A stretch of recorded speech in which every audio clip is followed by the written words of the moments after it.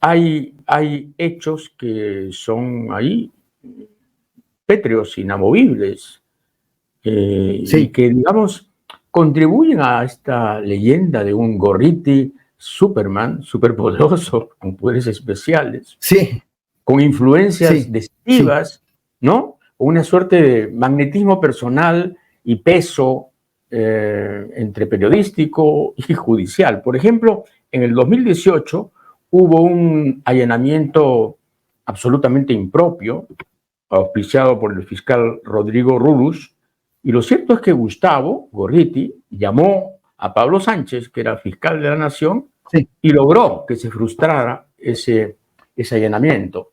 Hombre, no todo el mundo tiene ese poder, ¿eh? Sí, sí, efectivamente, yo estuve ahí presente, no desde el inicio, venía de una diligencia judicial, me parece, y fui testigo, efectivamente, de un hecho primero absolutamente ilegal y arbitrario, que fue justamente esta suerte de entre allanamiento e incautación, ¿no? Que el fiscal Rurus nunca nos supo explicar cuando se le exigió algún tipo de decisión o disposición fiscal, nunca supo explicar qué cosa era lo que exactamente estaba teniendo como encargo formal. Cuando se le solicita y exige que nos notifique y que nos dé cuenta cuál es el mandato específico que tiene, ahí Rurus termina aceptando que él no tiene ese mandato. Creo que es ante esa evidencia de un hecho abiertamente ilegal, ¿no es cierto?, de un hecho abiertamente irregular, que Gustavo efectivamente se logra comunicar con el entonces fiscal de la Nación, Pablo Sánchez, que entiendo luego se comunica con el propio Rurus, ¿no? Es decir, creo que hay una reacción, llamémoslo ciudadana, de Gorriti frente a un hecho abiertamente ilegal. En un contexto, además, César, recordaremos, no cualquiera, sino un contexto en el que había explotado hacía muy pocos días atrás justamente las develaciones del caso Cuellos Blancos, ¿no? No era infrecuente que Gustavo tuviera contactos con la mayor autoridad del Ministerio Público, ¿no? Porque según este señor Villanueva, Gorriti fue a una reunión con Patricia Benavides en julio del año 2022 a instancias de Jaime Villanueva. Y parece, según cuenta Villanueva, que esa reunión se vuelve un poco, en fin, candente y incandescente cuando Romina Mella le hace preguntas hostiles a Patricia Benavides. Esa reunión se efectuó, ¿no? Sí. Sí, sí, sí, efectivamente. Mira, en realidad, como tú sabes, César, el IDL está cumpliendo este año 41 años. Parte fundamental de nuestro trabajo ha sido mantener una relación entre el litigio, de análisis, de propuesta sobre el aparato judicial en general. Y en ese sentido, ¿no es cierto?, justamente a partir de la creación de IDL Reporteros, hay un interés decidido, institucional, de tener un nivel de comunicación con los operadores principales del sistema de justicia. Gustavo ha tenido, junto con el equipo de IDL Reporteros, probablemente vínculo con todos los fiscales de la nación de los últimos 15 o 20 años, ¿no? Pero no en el sentido de buscar un nivel de control de la fiscalía, como se dice en algunos medios de comunicación, sino básicamente de tener un nivel de incidencia respecto de las líneas institucionales que desde mi punto de vista son absolutamente correctas, políticamente adecuadas, centradas en un principio fundamental de lucha contra la corrupción, ¿no? Y en ese sentido, efectivamente, se da esta reunión, Patricia Benavides recién inaugurada, entiendo, en el cargo, y hay un resultado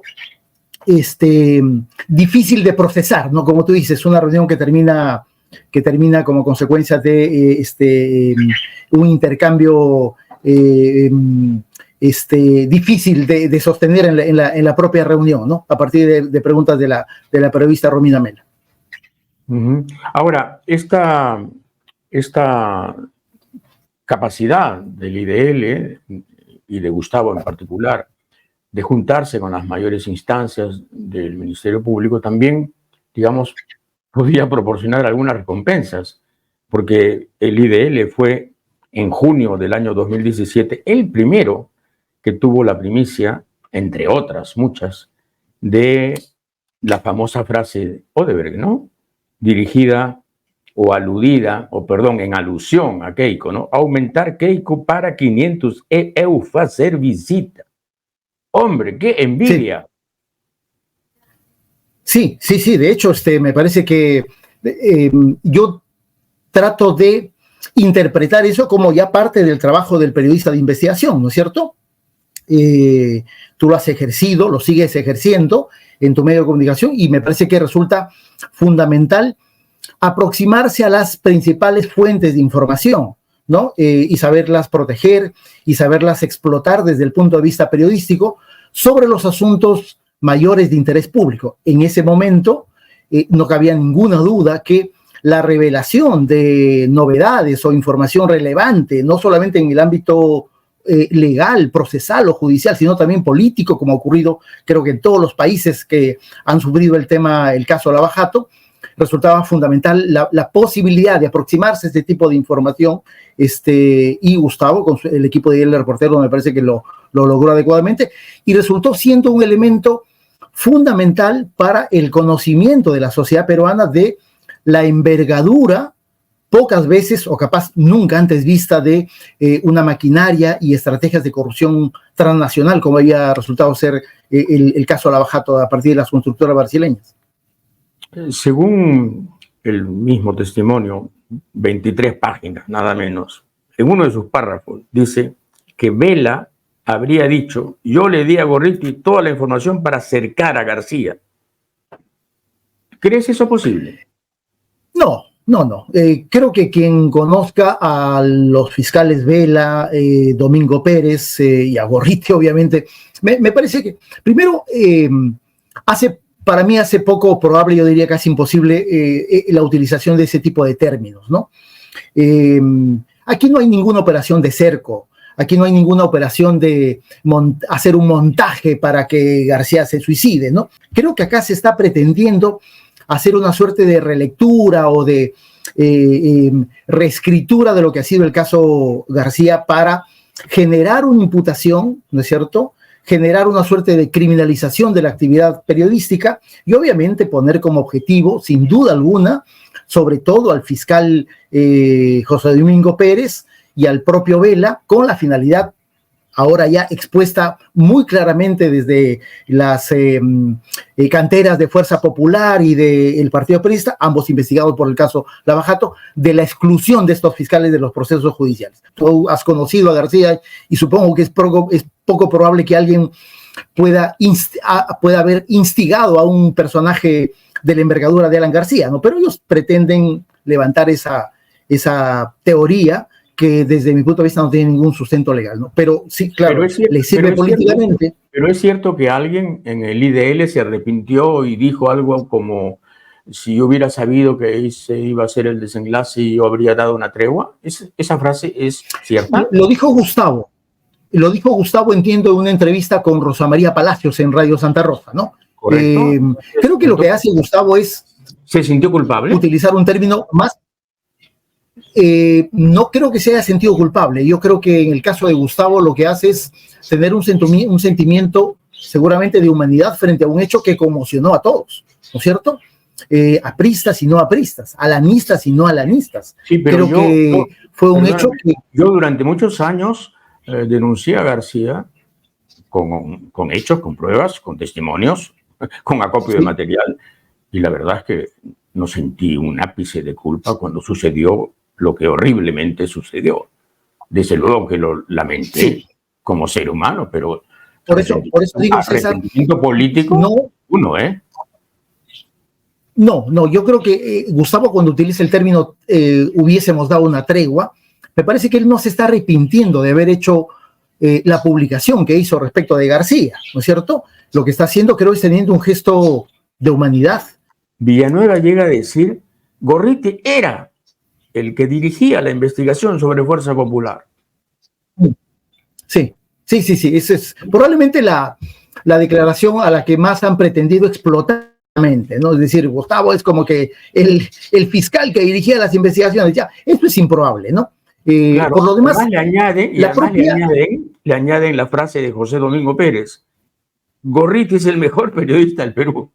Entonces, claro, hay una... ahí nos equivoca, ¿no? Frases.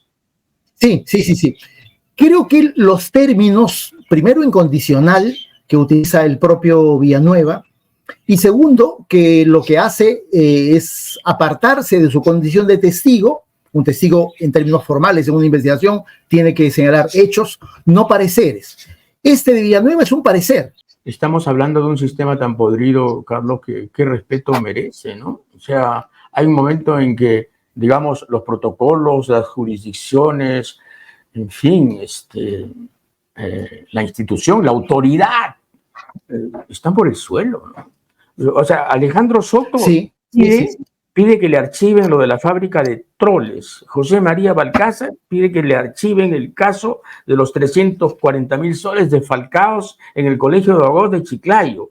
Keiko Fujimori presiona a Benavides para tumbarse a la Junta Nacional de Justicia y también para sacar a Vela y sacar a Pérez. Moyano le reclama a Benavides por la denuncia contra Boluarte y Otárola por las muertes de diciembre y enero. Y claro, y tenemos al filósofo, al africano, a alias Bani. O sea, ¿qué es esto? Solo falta el tren de Aragua. Sí, mira, en realidad creo que más allá de las circunstancias personales de algunos personajes fundamentales de la declaración, Benavides, Keiko, Moyano, claro, te da la impresión de que la Fiscalía de la Nación era una suerte de feria, ¿no? En una infinita ganga, ¿no? De que todo se puede negociar, todo se puede arreglar, sobre la base del, reconocerá César, del inmenso poder que tiene una fiscal de la Nación. Yo nunca entendí por qué Gorriti defendió a Odebrecht, llamándola empresa reformada, empresa adecentada, empresa casi ya limpia. La verdad es que nunca lo entendí. Sí, yo creo que fue un parecer estrictamente personal de Gustavo, ¿no es cierto? Que seguramente estuvo motivado a partir de noticias de cambios de personería jurídica, ¿no es cierto? Y de estrategias que la empresa en ese momento desarrollaba, pero me parece que efectivamente capaz de mejor manera hubiese quedado una apreciación desde la persona de Gorriti, que había sido un personaje fundamental en la develación del caso Lava Jato, si capaz esa declaración no hubiese sido realizada, ¿no? Ahora, toda esta campaña puede terminar, digamos, con el episodio brasileño, ¿no? Como ejemplo. Todo esto conduce al mismo desenlace de Brasil, donde se ha desactivado virtualmente el juicio a los Odebrecht. Y ahora estamos con Farid Kahat, que no necesito presentar. Es una de las mejores mentes de este país en cuanto al análisis internacional. La paradoja es que Putin ha hecho en Ucrania lo mismo que ha hecho Israel en Gaza y en los territorios ocupados en general, sin ninguna de las consecuencias que ha tenido que padecer Rusia por esas acciones. Porque la solución de dos estados efectivamente tiene un problema obvio. Israel no tiene mayor interés en retirarse de los territorios ocupados, precisamente porque a diferencia de Rusia no ha sido sancionado por ocupar territorio ajeno, y a diferencia de Rusia, donde Putin está requisitoriado por la Corte Penal Internacional por violar el artículo 49 de la Cuarta Convención de Ginebra, que prohíbe trasladar a población civil del territorio ocupado al territorio de la potencia ocupante, Israel ha violado exactamente el mismo artículo al trasladar población del territorio de la potencia ocupante al territorio ocupado. Putin ya está requisitoriado por esa razón. Los israelíes lo vienen haciendo de 1967 sin consecuencias. El gran problema es que cuando se habla de que se presiona a Israel para hacer algo, para mí presión implica que tú le planteas que debe seguir un curso de acción y si no lo sigue hay una consecuencia. Y aquí no hay consecuencia alguna, por ende no existe presión alguna. Yo creo que el gobierno de Netanyahu tiene los días contados, pero no apostaría que lo que venga después sea significativamente mejor en el tema palestino. Sí, la presión es grande, es enorme, y además está el chantaje viejo del antisemitismo, ¿no? Te metes con Israel, antisemita. Sí, claro, pero la Corte ya ha dicho que Sudáfrica presentó un caso verosímil, plausible de genocidio, citó declaraciones de líderes israelíes. Verosímil y plausible no es flagrante, ¿no? Y es flagrante el genocidio. No, pero la discusión en esta primera etapa es si había un caso plausible que la Corte debía ver o no. y encontró que sí lo había. Y dicho sea de paso, Israel está zurrándose en todo lo que le pidió que haga la Corte. En ese sentido Como está... siempre, como siempre. Uh-huh. Pero de ahí a decir que Piñera es un gran tipo, ¿no? Un gran demócrata, casi digno del santoral. Hombre, ya. Tremendo caimán. Su prontuario empresarial es negro. Que los chilenos lo digan. Desde Talca, Banco de Talca, hasta LAN, el hombre hizo todo lo posible por conseguir dinero fácil o ennegrecer el dinero o llevárselo afuera. Y lo recuerdo perfectamente, el día del fallo de La Haya en relación a esta porción de mar que estaba en disputa con Perú. El tipo hizo todo lo posible por desconocer, digamos, el éxito del Perú. Esto sí que me sorprende. Creí que Volcans era una minera de lo más próspera, y lo es, de lo más millonaria, y lo es. Pero resulta que tiene una deuda de 765 millones de dólares, no lo sabía. Y por eso las clasificadoras de riesgo, Moody's, Fitch Ratings, Apoyo, le han rebajado su calificación, la han degradado. Qué raro, ¿no? ¿Qué es esto? Habría que hacer un trabajo de ingeniería financiera para tratar de explicarnos cómo es que Volcan, en un momento de precios altos, del cobre perfecto, en fin, está con una deuda de esta índole. El señor González Posada escribe una columna en donde, entre otras cosas, dice: la narración parece extraída del libreto de una banda criminal, con el agravante que la víctima fue un expresidente del Perú, quien se suicidó para evitar que lo vejaran, sacándolo de su domicilio en Marrocao y con una casaca con las letras de detenido. No, él no se suicidó para que lo vejaran, para evitar que lo vejaran, perdón, sacándolo de su domicilio. No, él se suicidó porque simplemente no pudo afrontar, no quiso afrontar el proceso que venía. ¿Pudo evitarse la detención? Probablemente, pero él no se suicida por un gesto administrativo del Ministerio Público. No, él se suicida porque, digámoslo de una vez y para siempre, él se hizo rico en el poder, en el primer gobierno y en el segundo gobierno. Es mi contemporáneo, fue mi contemporáneo. Yo le llevo unos meses. Nacimos casi el mismo año. Yo el 48, él el 49. Fuimos amigos, yo lo conocí. Era como yo, un clase mediero, un mediocre del bolsillo, un gran tipo. Yo lo conocí. Claro que sí. Y se hizo millonario. Se hizo millonario en el poder. Y entonces no me van a venir a mí con el cuento de que fue la víctima de una conspiración judicial. Estos no tienen vergüenza, no tienen memoria y creen que todos los demás carecemos de vergüenza y de memoria. No, señor. No, señor. El APRA no puede convivir con esto y con esta gente que fueron los parásitos de García.